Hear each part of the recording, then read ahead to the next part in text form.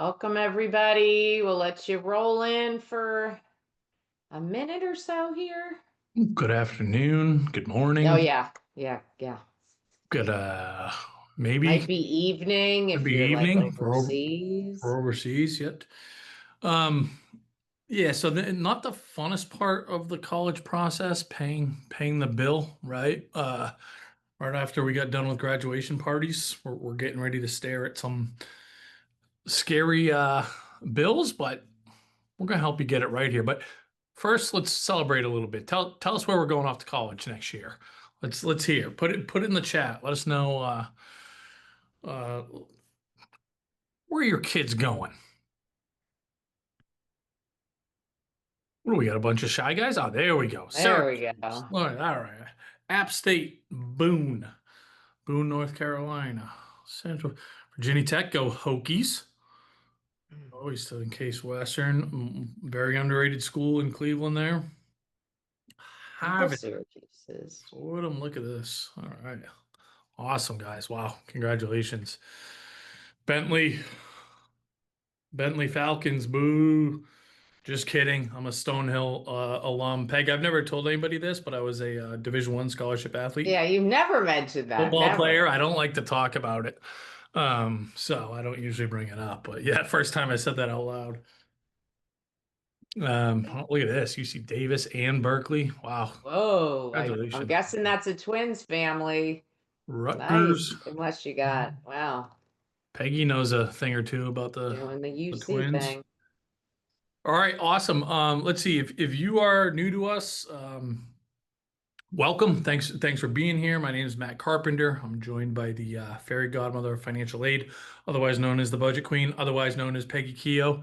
Um, and this is again a less sexy part of the process, but it's really important. So if you can be fairly engaged over the next 45 minutes or an hour or so, I'm confident you're going to hear something that's going to make you a little bit better with this kind of final step. Again, that's really important. So like, if you have some savings, when to use what? Can we reduce the amount we have to borrow? And if we do have to take a loan, how do we find our best bet? Which, as we'll talk about, is not a universal one size fits all, but we're going to kind of hopefully spoon feed you to your family's best option. And if you feel like you still need help, we'll talk about here's how we can help you in a more kind of one-on-one uh, deal. But Peggy, you want to say hi, and then we'll kind of dig in. So for people that are new, we're College Aid Pro, and this is what we do. We educate. I'm the director of education here. Came from a financial background and started just focusing on this quite a few years ago. And actually, it was kind of brought on by my kids. So I have twins. They're long out of college, but when they hit high school, started doing this not deep dive on saving and all of that. That's what I did. I was a financial planner, helped tons of families do that, but more so how does this really work? And as you all know, you're at the end of this journey with at least this child. It's kind of crazy. And I was shocked to see that and pivoted, and that's long story short, here I am. So I had my own business and then joined CAP 3+ years ago. So this is what gets us out of bed. Kudos for being here. As Matt said, this isn't the most fun part of this process, and nobody wants to really think about budgeting and do we have to take out loans, but there are different options. We're going to educate you today. And just like everything else in the process, if what I call you drift through, it's just going to be so much more stressful and a lot more expensive. So our goal is to be here so you're not drifting. A couple housekeeping things. I just saw a question hit up in the Q&A, which is fine. That's where we want your questions. I know we said, hey, put this in the chat. We might ask you to put some in the chat today, but put your questions in the Q&A. You can be anonymous. We're going to look in one place for questions as we're presenting here. And yes, this is being recorded. So we're going to cover a lot of information.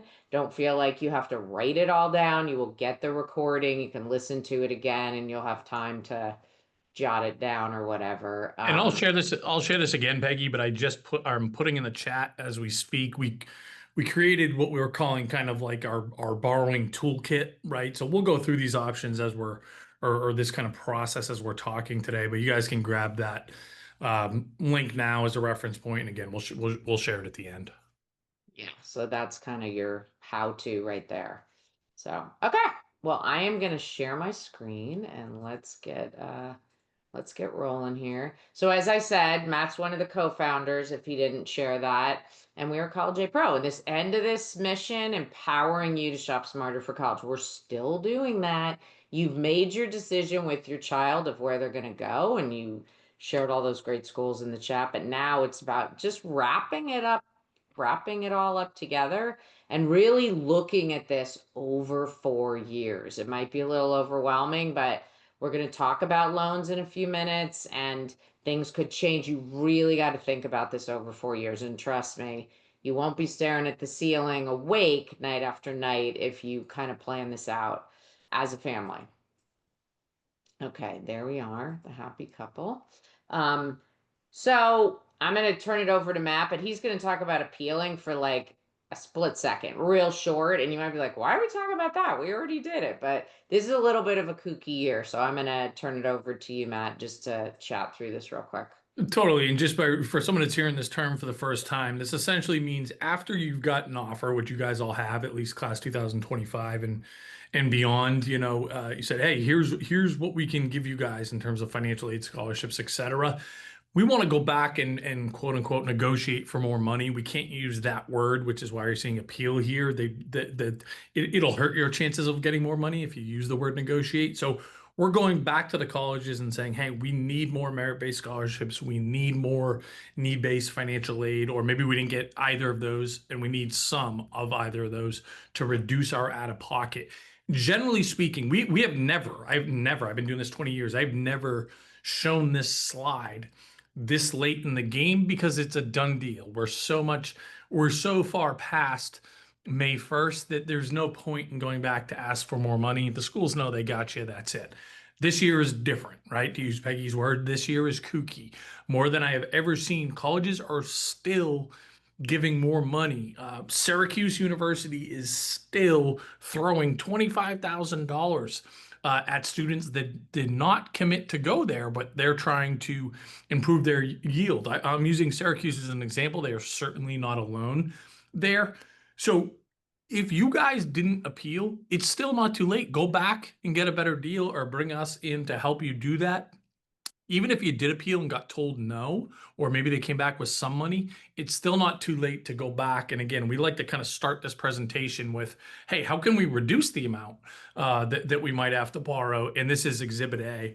And Peggy, you can just go to that slide. And this is just kind of a small sample size. I know you guys can't read the writing here, but these are some recent appeals from, Barnard, Notre Dame, Tufts, Boston College, RIT, Colby, Fairfield, Brown, Seton Hall, Vassar. There's some state schools on here, Rutgers, Baylor.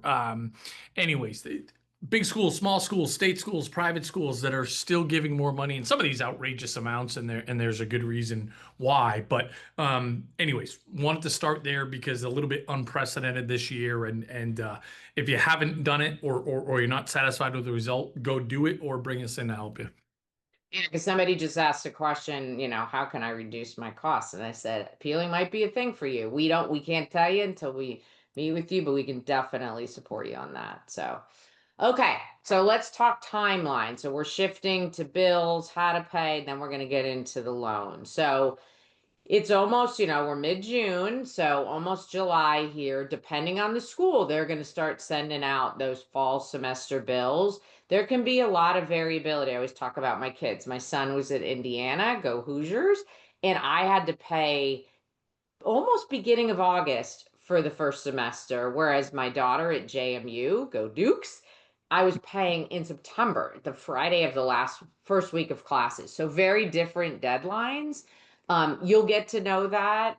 Just have it on your radar. I wouldn't rely on your kids to be totally on top of that. All this is there's a bill will hit up in their portal. You want to make sure you have a login to get into the applicable parts of their school portal for their schools. This has nothing to do with the government and studentaid.gov and all that stuff, because I've gotten that question before.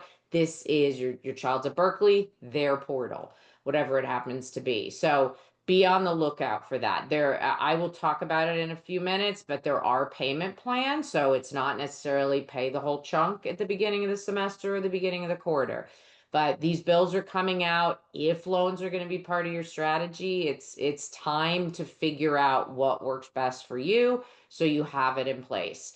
Most of these can be completed pretty quickly. You get your answers, and then you can kind of decide what makes the most sense for your family. If you're going to do a payment plan, that can move things up. Then you have the second, say your child's going to a semester school. You're going to have the first semester starting in August, second semester after the holidays. And you'll start seeing the cadence pretty quickly. You want to have those loans in place. Ideally, by mid-July, you've got your ducks in a row and you know how you're going to do this. All right, so let's talk about cash flow. I know budgeting, Matt said I'm the budget queen. I'm a little weird. Like I love to live in my financial plan. I think it drives my husband crazy half the time, although it benefits him, I will say.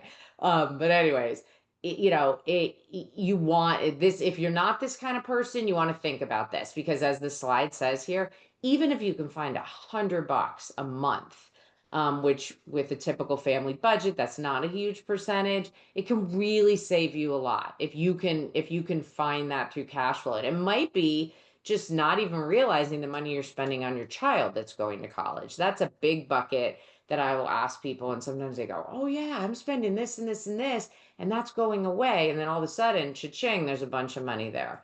So this is a great opportunity, as we say, to kind of hit this reset button, look in your quote unquote junk drawer. This is actually a good thing, even aside from college. Like I've told my husband, we need to look at all these streaming services we have. How much are we actually spending? Are we even using all of them? That's just one example. And then the usual example that everybody throws out.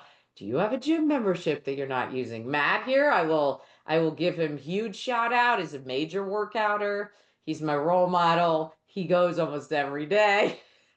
But a lot of us are not so good at that, right? So if you're truly not using it, so you get where I'm going here, right? Every little bit's gonna help. And we're talking, even if your child's going to a state school, we're talking about some significant cash here. So every little bit is really gonna help.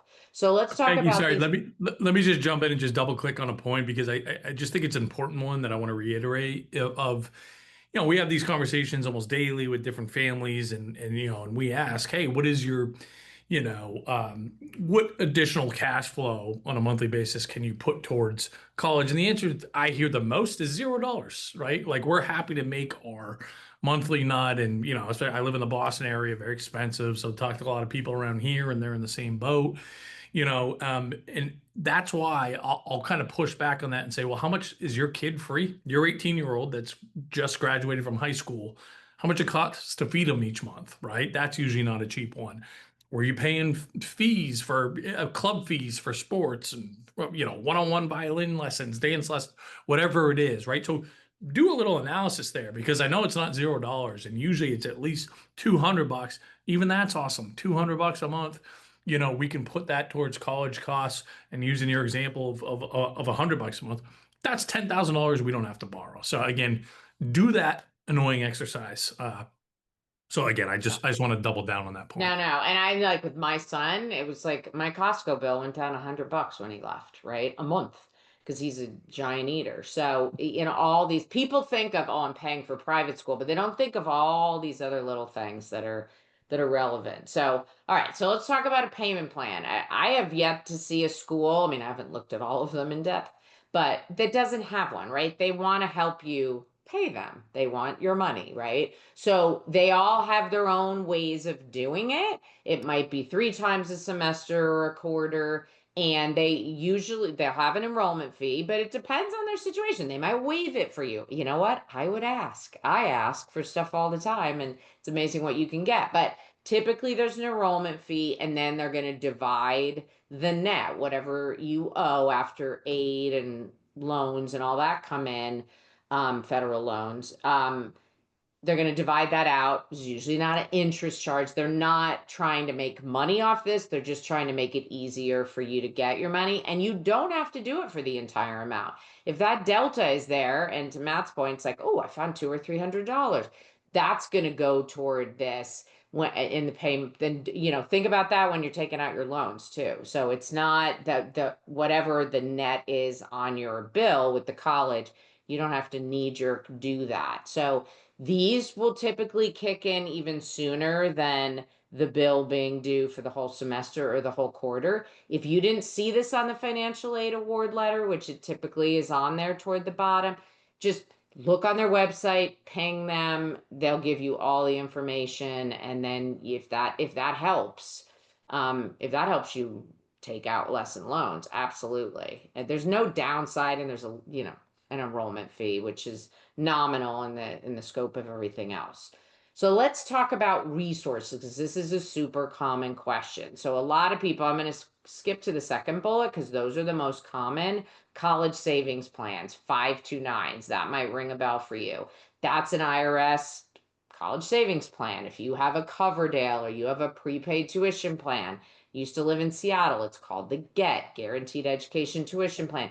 Any of those you've saved for your child's college, you're the beneficiary. People will ask us all the time, well, should I just use my whole 529? Not necessarily. Again, what I said earlier, you want to look at this over 4 years, and we can help you do that.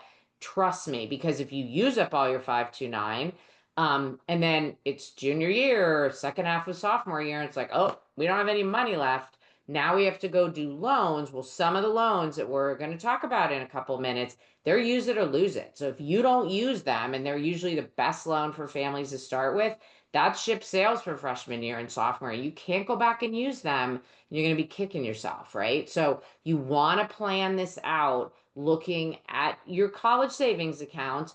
Also, if there's outside resources, typically that comes from grandparents. If you're lucky enough to have grandparents or an uncle that's wealthy and never had children or whatever it happens to be, find out what that money is and plan that out in your 4 year flow. And then the first bullet here, UGMAs and UTMAs, if that's just Greek to you, you can tune me out for 2 seconds and get a drink of water. But if you have one of those accounts, that's an asset of your child. There are you're gonna want to be careful liquidating those accounts. Doesn't mean you shouldn't use them, but there's tax ramifications, there's financial aid ramifications. Might not affect your family if you're not eligible for need-based aid, but there's moving pieces here. I don't think we have any young parents on here, but if we do, this is something you can address before middle of sophomore year in high school and plan for. So if that's an account you have, I'm planting the seed, you should talk to a professional. We're happy to help you to discuss that, because if you just liquidate it, it's going to potentially hurt your financial aid down the road if you're getting certain need-based aid from the college. So those are the main buckets, and everybody's strategy here is going to be slightly different depending on your situation. So there's not a one size fits all. Since 529s are so common, I just want to take a minute just to talk through a few things about them. You need to use those funds to pay for what the IRS calls qualified higher education expenses. So that's tuition and fees, room and board, books, anything the college requires. You notice there I did not say travel. So flying to and from college, if that's what your child's going to do, that cannot be taken out of a 529. So keep that in mind. To get the money out of your 529, you can either have it sent to the college. Not a huge fan of that. There's nothing wrong with it, but then they know that there's this resource. I sent it to myself, and then I paid the college. I was the owner, so I sent it to myself. Again, not wrong to send it directly to school, and there's some reasons that some people do that, especially grandparents. That's a one-on-one conversation. Keep a paper trail, because the 529 is going to be part of your tax return, and you will get a document called a 1099-Q. If you're used to getting 1099 INTs for interest, same thing. It's just around taking money out of education accounts. The IRS is gonna know what you paid the college. They're gonna mesh them together. So you need a paper trail to show that you followed the rules and you used it for qualified higher education expenses. Not that hard to do. When the kids become upperclassmen, a little bit more challenging, but my kids both moved off campus sophomore and junior year. You just need to keep track of what you spent on food and what you spent on room and board, a little insider tip with 529s, you can't take more out of your 529 than the college charges for room and board. So you need to look every year and see what's their line item for room and board. Is it 16,000 and it's 8 and 8? Well, if your kid's lease at a house, which this happened with my son, is say 9,600, you can't pull 9,600 out. You can only pull the 8,000 that you would be paying the university. So keep that in mind, because if you don't use it for these expenses, you're going to pay tax on the earnings, which you don't on 529, and a 10% penalty. So it's going to sting. Last but not least, timing of the distributions. Make sure you take the money out of the 529 in the same tax year, not school year, the same tax year that you're spending it. So, for example, if you're going to pay the bill for second semester that starts in January, don't pull the money out of your 529 in December and pay the school in January. That's two different tax years. The IRS doesn't like that. Pull it out and pay it in the same tax year. So that's another little insider tip to save yourself some hassles with the IRS. And then lastly, and then I'm going to turn it over to Matt. There is a tax credit. That's wonderful.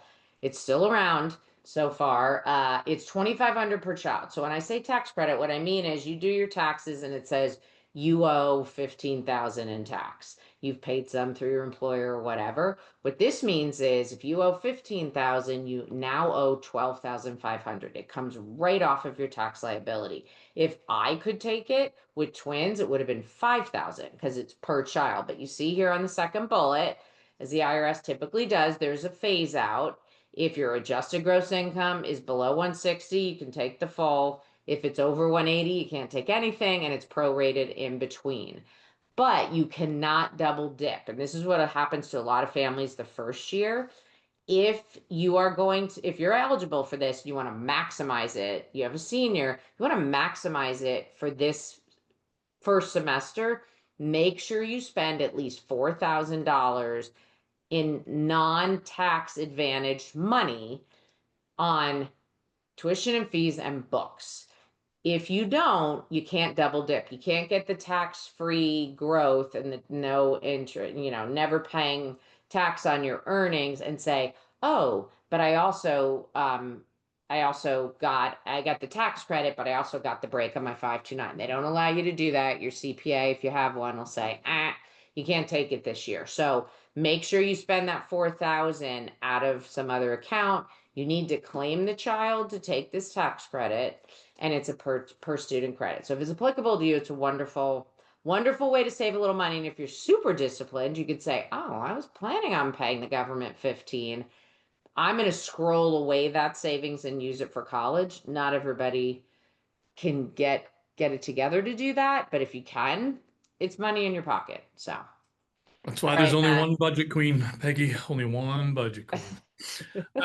Okay, so we don't need to spend a lot of time here because we're going to kind of talk through each of these things in some detail. But this is kind of like our some meta takeaways here, right? I said it at the top.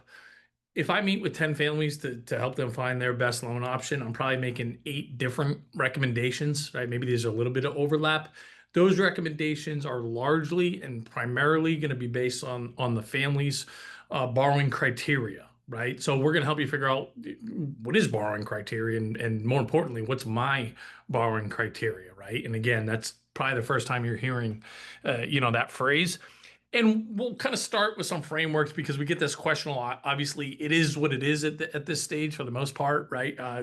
It's not like we're in, saving phase. We're having to write these bills, but how much is too much to borrow? And we specifically get that question again pretty frequently for the student. How much is too much for the kid to borrow? And we can start there. Now, this is in all of your platforms. Actually, I'm going to grab this link right now. So if you don't have an account with us, make sure that yes, create one if you haven't already. I just put this in the link here. But where we're going to be really helpful is we're going to have some. You know what, Peggy? Let me actually share my screen here because this will I can give a school Yeah, specific you can show it in real time. example. So this is our MyCap kind of 2.0, and I know most of you guys are on here already and have been for most of the journey here. But if I look at any college, um, Let me see if there's an example. It's not extreme. Well, oh well. We'll go to UMass here, and we have a lot of cool stuff about for every college, right? How they do with financial aid, with scholarships, etc. Every merit base. How am I not upgraded to premium? Well, let's see. It'll still tell me this. Um, Look at all this. I guess I got to upgrade my account there, Peggy. I thought I already Yeah, was. I Um, had to upgrade myself again too. Okay. Well, for every college, we tell you, um, what we expect to make upon graduation, based on the major, based on the, and you can share again, Peggy, based on the major and based on the college, right? So, in a degree in sociology from this college is going to be different than a computer engineering degree from this college, but we don't want the student to borrow more than we expect them to make their first year on graduation, right? So if I'm graduating from Carnegie Mellon again with that computer engineering degree, I'm probably comfortable borrowing up to about $80,000, $90,000 over the course of 4 years. Because that's what I can expect to make my first year after graduation, and the math makes sense. But if I'm graduating with Carnegie Mellon again and I'm going to teach elementary school, that's amazing, but we're going to have a different expected starting salary, and we're not going to borrow more than 50 before the numbers again are not looking within our favor. So those are kind of the benchmarks for where we want to, or the thresholds we want to be below.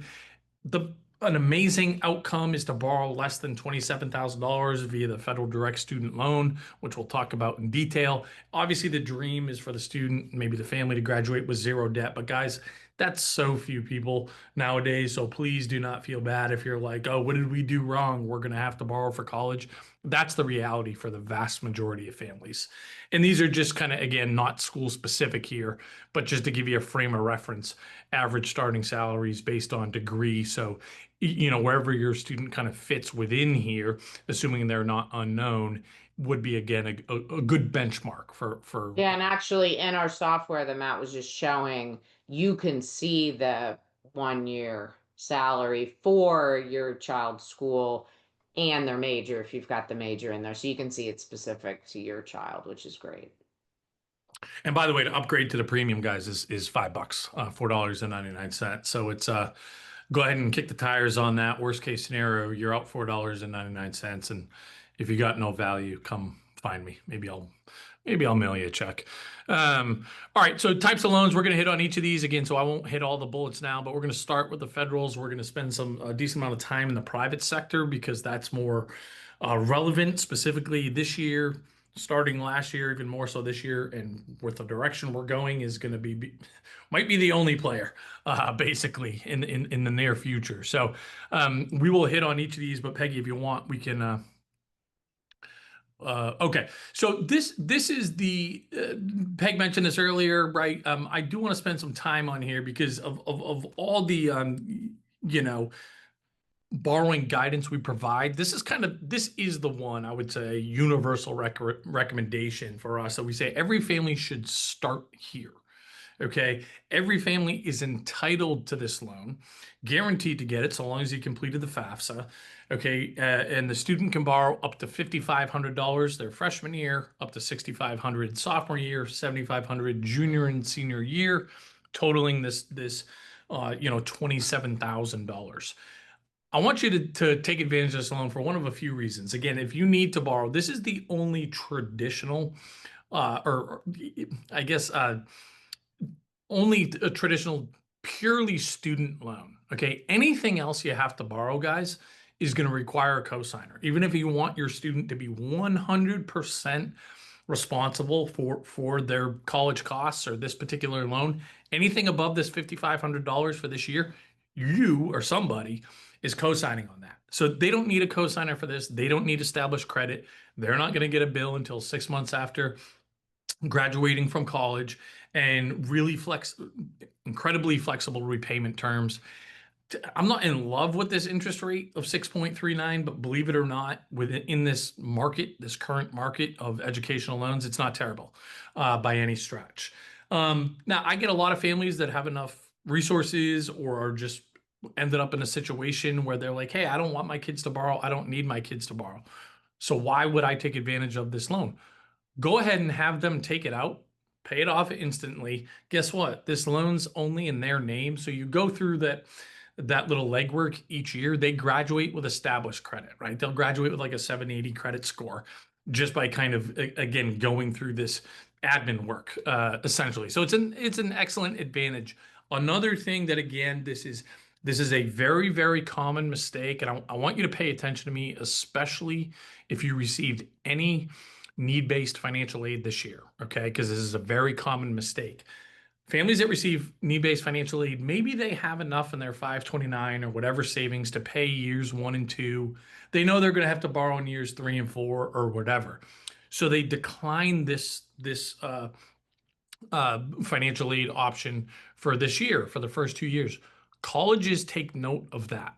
Okay. When they are repackaging you for need based financial aid next year and they see that you did not take advantage of this financial aid, quote unquote, financial aid that you were entitled to, they said, I guess we gave this family more money than we needed to. We can reduce their financial aid by $5,500 or whatever, thereabouts, because they didn't take what was extended to them. So it could absolutely, and this happens all the time, cost you money in subsequent years, and especially if you're going to appeal. The first thing they're going to look at when you appeal as an upperclassman is, did they take advantage of the federal direct student loan? So I'm probably going overkill here. What's the takeaway? Make sure that you take advantage of this loan in the membership toolkit that I shared.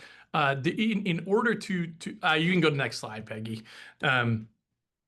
In addition to completing the FAFSA, there's 2 steps the students need to do. You see it below the requirements. Complete entrance counseling, sign a promissory note. Peggy provides step-by-step instructions at the bottom of the page that I shared in the chat there. So we kind of spoon feed that process for you guys. It'll be a breeze if you just follow along with her. Yeah, and somebody had asked, a few people are asking, how do we got this? What do we do? Your child just needs to accept it in their portal and then do that counseling and just follow my tutorial and you'll be good to go. Yep.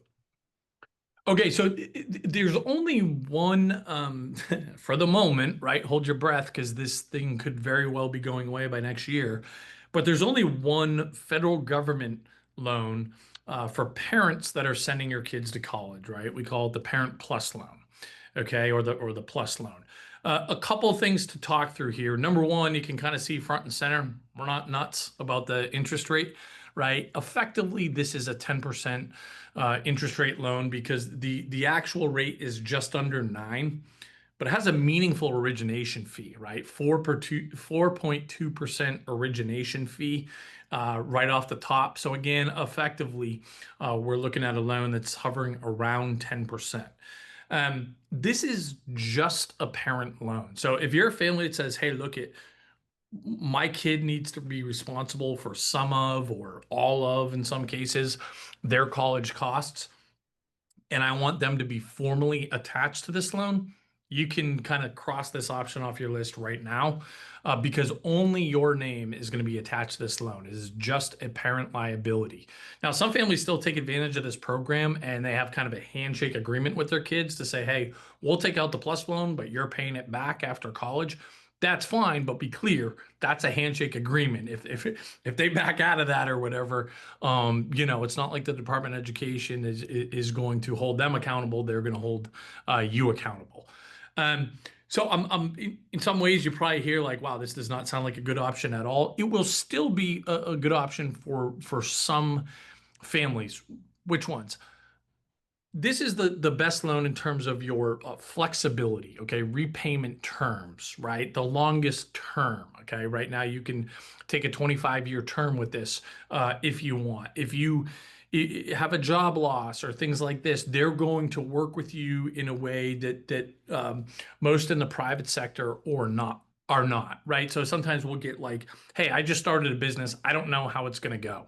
And so this could be a good option for you. Or I'm in sales and my income is feast or famine each year. So I kind of want to hedge.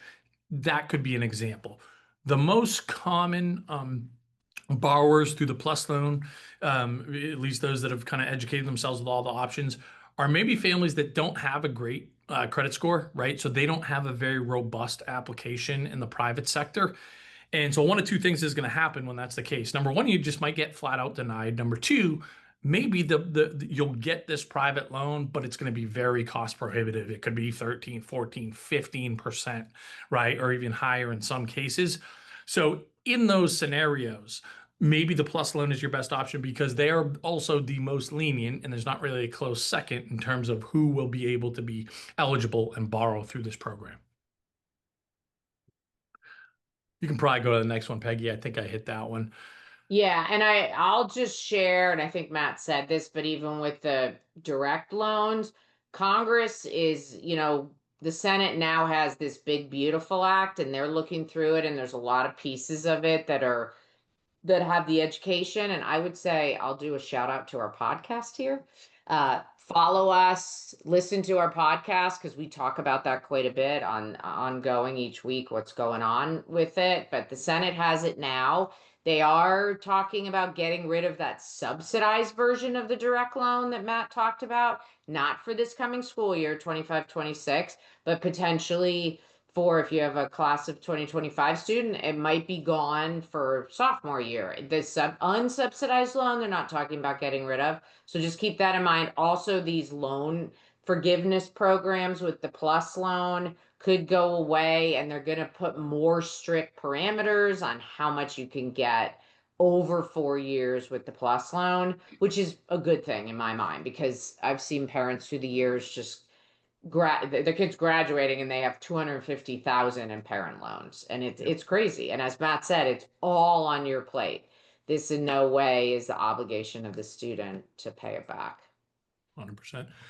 Okay, so for my money, this is probably the sector that gets spoken about the least when it comes to traditional educational loans, and that's state programs, because there's some really competitive ones out there, some really good ones, and couple things to understand and talk about when it comes to state loan options. Number one, not every state has a state loan option, right? Usually, and again, states change every year, so depends on budget and initiative and who's in office, et cetera, as to whether a state's going to offer a lending program.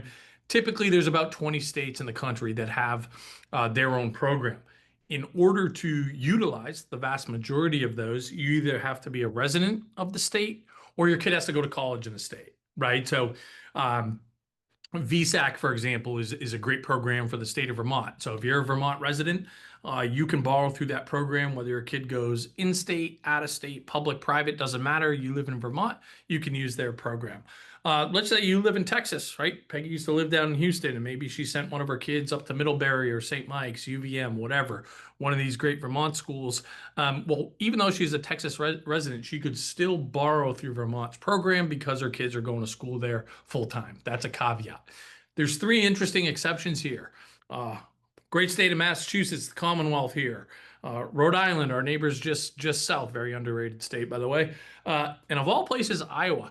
These are three states that anybody can borrow through, regardless of where we live, regardless of where our kids go to school.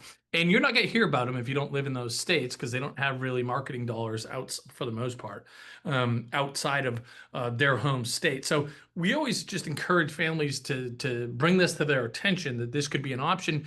And again, a lot of these states, they're pretty competitive in terms of rates. They're not as flexible as the federal government when it comes to repayment terms, but they're certainly competitive when compared to the private sector. These are the more traditional loans where the student is the borrower, the parent is the co-signer. So if that's important that you be attached, or sorry, that the student be formally attached to that loan, we're going to have that box checked here. So I just want to bring that to your attention. And outside of Iowa, every state has fixed options. Iowa's a little bit unique where they only have a variable option. All right, the private sector, a decent amount to talk about here. Historically, this was I don't want to say it was the last place to look, but we were less, um, we were referring people here, I would say, less commonly, right? Because we thought and I think there were, I think we were right. I think our guidance was right at the time. There were more attractive options, the home equity, the plus rates were more competitive there and had robust forgiveness programs. Um, those things have both changed. So all of a sudden here, enter the private student market. Now these are your traditional student loans. I think for most people, okay, I've heard of Sally Mae and SoFi and College Ave, and and obviously these guys. If I guarantee you're hearing from. How about this? Raise your hand if you're not hearing from Sally Mae on a pretty consistent basis. I would be surprised. They are the most aggressive in terms of their marketing. But these are loans that the students take out. They are the borrower. You are the co-signer. If you have good credit, this is where you're going to get your best rates, right? They can be as low as, in some cases, roughly 4%. Okay, thereabouts. If you have, again, that all is going to come down to it. There are a multitude of factors, but it's going to come down to how robust or not the cosigner's application is. That's going to dictate your rates. Most of these start with the variable rate. So you might see a really attractive rate, but we got to know this is variable that changes quarterly, right? The caps are pretty high if they exist at all. So if you're a variable person, that's okay. You're going to get the lowest introductory rate. But if you want to know exactly what you're signing up for the life of the loan, you want to you want to let me finish my thought here. You want to go the fixed option, right? And sometimes the introductory rate is a little bit higher if we go the fixed option. Just about all private student loans, they do not have an origination fee like the plus loan. So out of the gates, we're a little bit less expensive here. But Peggy, let me actually share my screen for a second, and maybe you can share this link with this little our marketing team. God bless them, pretty stinking good for my money, but put together this kind of borrowing toolkit. So we start with a federal direct student loan, right? Which we'll talk about that, but then this is the kind of progression that we recommend that borrowers use to find their best loan, essentially, right? We want you to try a couple in the private student loan marketplace. We start with Ascent for a couple of reasons: soft credit pull, easy application, competitive rates. They give special love to CAP members. Now, we've talked to, with very few exceptions, just about every single one of these lenders, because what we are trying to do, we're not as far along as I wish we were this time of year, although we're worlds better than we were last year. We're trying to use this community to say, look, we have very engaged parents. We have all these great students that are going to these great colleges. You're going to get your money back if anybody coming through our CAP community borrows through you. We, as in exchange for that, we want special treatment. Specifically, we want our users to get better rates. We're making meaningful progress there. We're not far enough yet where our lender has really jumped on that.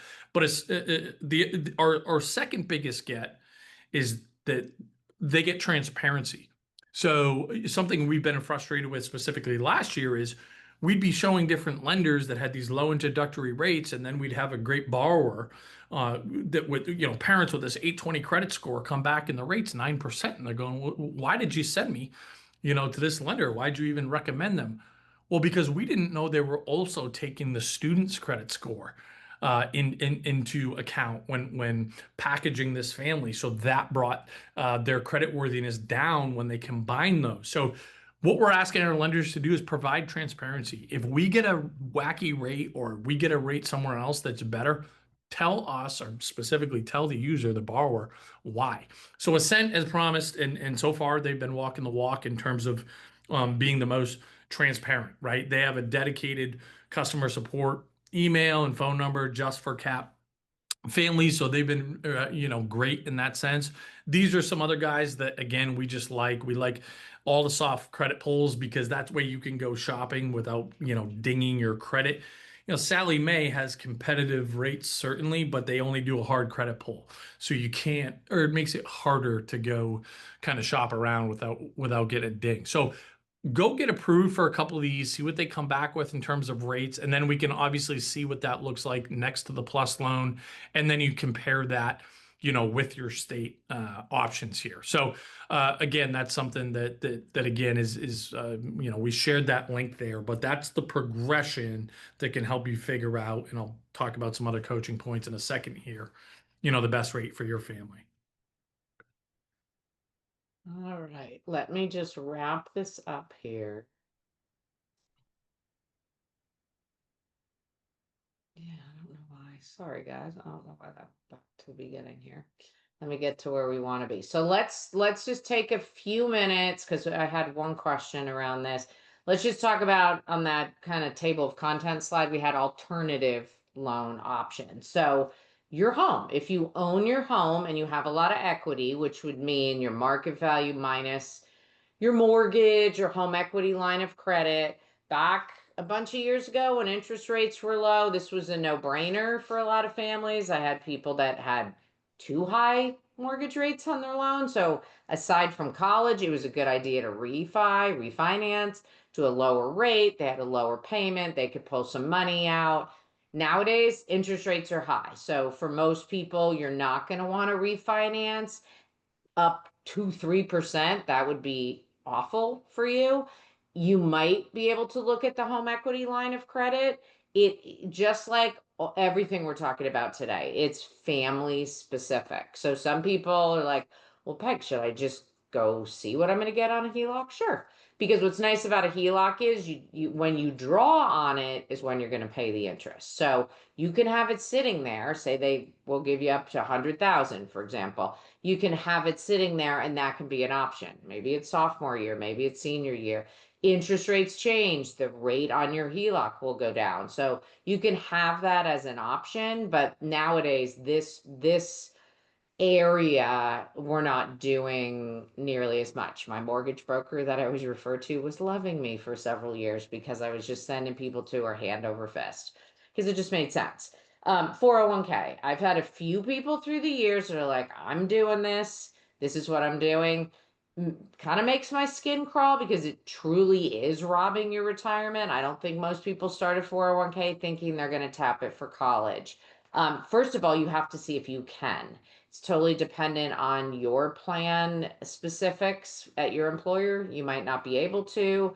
There's going to be specs around how much you can take, what the interest rate is, when it needs to be repaid. The other thing to keep in mind is, God forbid you get laid off. A lot of people, especially in DC, are losing their job. You know, corporate America isn't always friendly, right? You can be out of a job. At that point, you're going to have to pay back that loan, and that could be really rough because you're out of work, yada, yada. So I would think long and hard before this is your go-to um, plan, but it's really family specific. Life insurance. So some people will have, if you have term insurance, that's not what we're talking about. But if you have cash value life insurance, meaning it has a cash value in it, there are some specific plans out there that have been crafted to use to pay for college.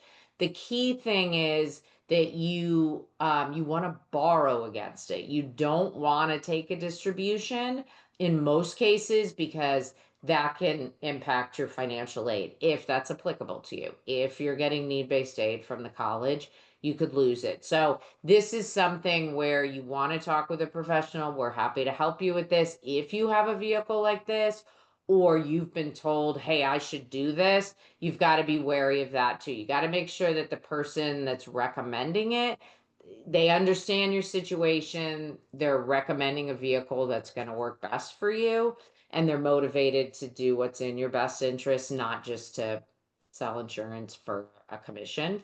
So that is another area that people leverage to pay for college. And then this is our up here. You want to do this one, Matt?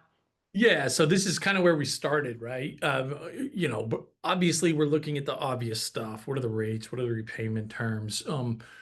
But kind of drilling down on some of the intangibles that I think should be a part of your decision tree as you're thinking about this, right? And these are the questions that we're always asking families that we meet with, and you should be asking yourself if you're, kind of navigating this last step on your own. Of course, the rates matter. You see number one there, but when we say how much, what I'm really talking about is kind of comparing that to these second, third, and fourth bullet point here. Well, who should be on the loan and for how long?